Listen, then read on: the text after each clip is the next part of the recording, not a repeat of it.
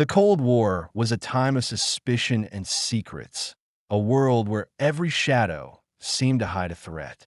By the early 1950s, the United States was neck-deep in a silent war with the Soviet Union, and the CIA was desperate to gain any edge. Rumors swirled that the Soviets and Chinese had cracked the code to brainwashing, turning soldiers into puppets. The CIA's response? A clandestine program called MKUltra, launched in 1953 to master mind control.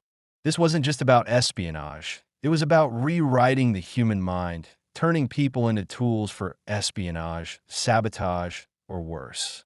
The story of MKUltra is a wild ride through paranoia, unethical experiments, and lives forever changed. Let's unpack how it began, who it touched, and the long shadow it cast. MKUltra's roots lie in fear. The Korean War had just ended, and American POWs were returning with bizarre tales. Some confessed to crimes like germ warfare, but the stories didn't hold up. The CIA, convinced the enemy was manipulating minds, wanted to beat them at their own game. Enter Sidney Gottlieb, a chemist with a knack for covert operations. Known as the Black Sorcerer, Gottlieb was given free rein to explore every corner of mind control. The program's name, MKUltra, is a bit of a mystery. Some say MK stood for mind control, a nod to German scientists recruited after World War II. Others call it bureaucratic jargon. Whatever the case, it became a sprawling web of experiments, each more audacious than the last. Gottlieb's team was relentless. They wanted to know if drugs, hypnosis, or extreme psychological tactics could break a person's will and rebuild it to order. The goal was chilling. Create spies who didn't know they were spies, assassins who acted without memory, or couriers who carried secrets unknowingly. Over 140 subprojects sprang up across the US and Canada, infiltrating universities, hospitals, prisons, and even brothels. Consent was often ignored. Soldiers, inmates, mental patients, and unsuspecting civilians were guinea pigs. The CIA's main weapon was LSD, a new drug they got from Swiss company Sandoz. They thought it could shatter a person's reality, making them open to control. But they also tested barbiturates, amphetamines, and techniques like sensory deprivation, electroshock, and something called psychic driving, endless looped messages meant to reprogram the brain.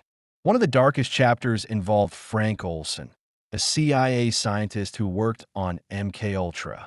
In 1953, during a team retreat, Olson was dosed with LSD without his knowledge. Days later, he plummeted from a 10th-floor hotel window in New York. The CIA called it suicide, but his family wasn't convinced. Decades later, evidence suggested he might have been silenced to keep MKUltra's secrets.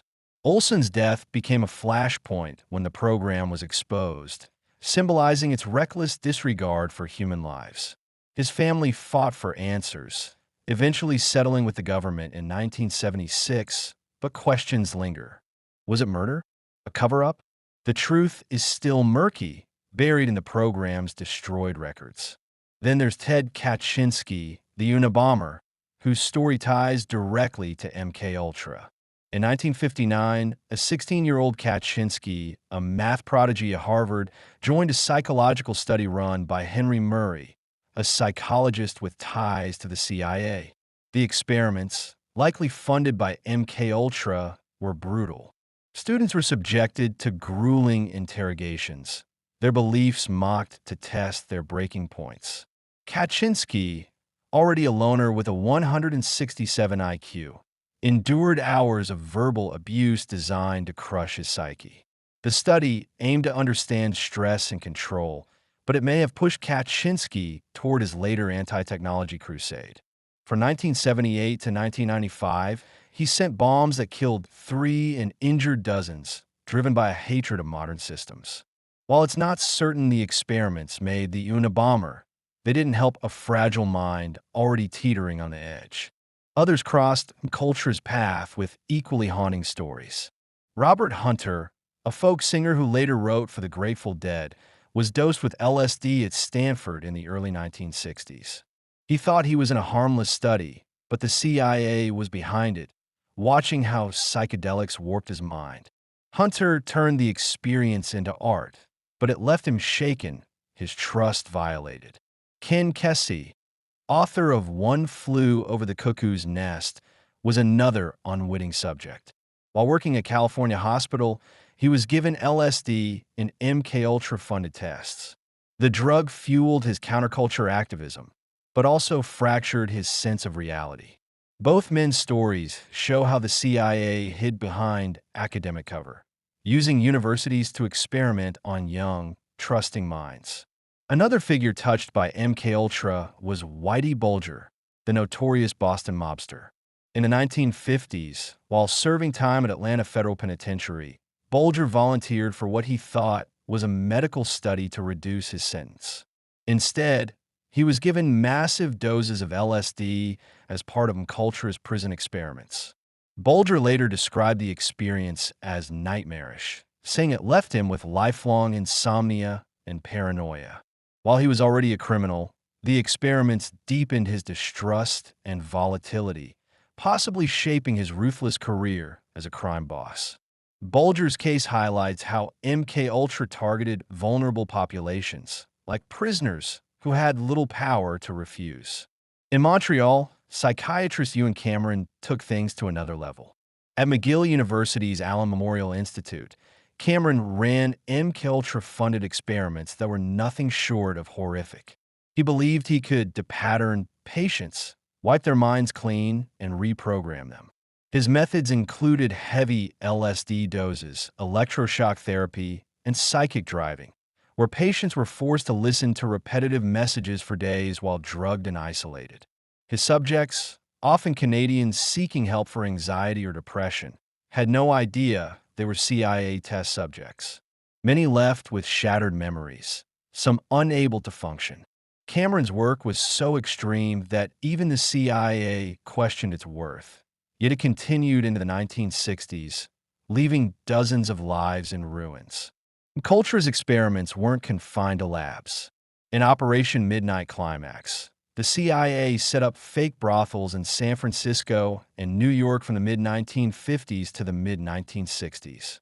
Sex workers were paid to lure men, dose them with LSD, and let agents observe through two-way mirrors. The goal was to test whether drugs could loosen lips or control behavior, but it often devolved into voyeurism. Other sub-projects were equally bizarre. Some explored hypnosis to plant subconscious commands. Others tested sensory deprivation tanks to break mental resistance. A few even dabbled in ESP and paranormal phenomena, chasing any lead, no matter how outlandish. The program was less about rigorous science and more about reckless ambition. The sheer scope of MKUltra is staggering.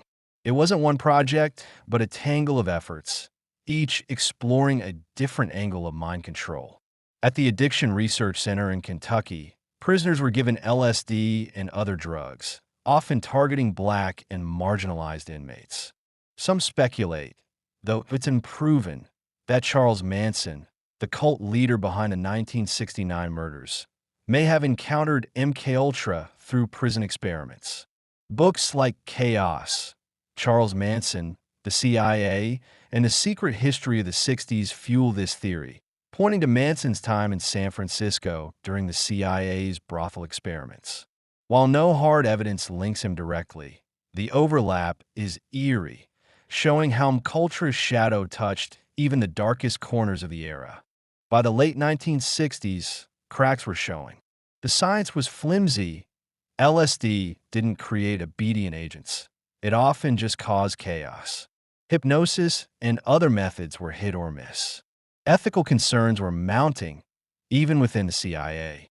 In 1973, Director Richard Helms ordered all MKUltra files destroyed, likely to erase the evidence. But a batch of financial records, about 20,000 documents, survived by mistake. In 1975, the Church Committee, a Senate probe into intelligence abuses, exposed MKUltra to the public. The revelations were explosive. Newspapers ran wild with stories of secret experiments, LSD, and government betrayal. Families like Frank Olson's demanded justice, while survivors of Cameron's experiments in Canada came forward with horror stories. The CIA admitted fault but leaned on national security to deflect blame. The aftermath was chaotic. Lawsuits piled up, Olson's family settled with the government, and in the 1980s, Canada paid over $100,000 to some of Cameron's victims. But the full toll is unknown. Most records are gone, and many victims never knew they were part of MKUltra. Journalist John Marks' 1979 book The Search for the Manchurian Candidate pieced together much of what we know, using declassified documents to reveal the program's scope. More recently, posts on X and online forums keep the story alive, with users debating everything from Kaczynski's radicalization to improving claims of MKUltra's continuation. While no evidence supports an active MKUltra today, the speculation reflects a deep distrust rooted in the program's real abuses. MKUltra's legacy is a tangled mess of failure and impact. It never achieved its dream of total mind control. The human psyche was too resilient, but its experiments had unintended consequences. LSD, spread through CIA tests, became a cornerstone of the 1960s counterculture, influencing music, art, and rebellion. Figures like Kesey and Hunter turned their trauma into creative sparks, but others, like Cameron's patients or Bulger, were left broken or hardened. The program also reshaped psychology, forcing stricter ethical standards after its horrors were exposed. Yet it eroded trust in government, feeding conspiracy theories about surveillance and control that still resonate, from X discussions to Netflix documentaries like Wormwood. The stories of people like Kaczynski, Olson, Hunter, Kesey, Bulger, and Cameron's patients are a stark reminder of MKUltra's human cost. We know some names, but countless others, prisoners, patients, ordinary people, were swept up and discarded. The surviving documents, released through the Freedom of Information Act, offer glimpses but not the full picture. Questions remain. How many were hurt? What else was hidden? MKUltra shows what happens when fear and power override ethics, turning ambition into a nightmare. It's a story that still haunts, not just for what it did, but for what it reveals about the lengths a government will go to when it's desperate to win.